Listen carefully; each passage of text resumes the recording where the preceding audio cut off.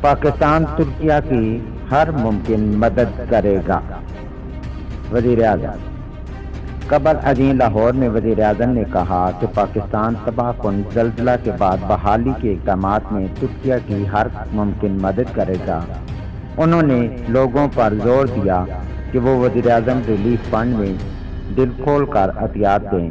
وزیر اعظم نے لاہور ایئرپورٹ پر ترکیہ کے زلزلہ متاثرین کے لیے 20 ٹن امدادی سامان لے جانے والے کارگو طیارے کو روانہ کیا۔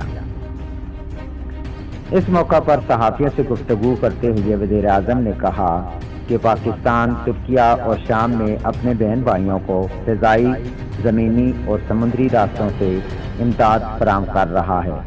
پاکستان مشکل کی اس گھڑی میں ترکیہ کے ساتھ کھڑا ہے۔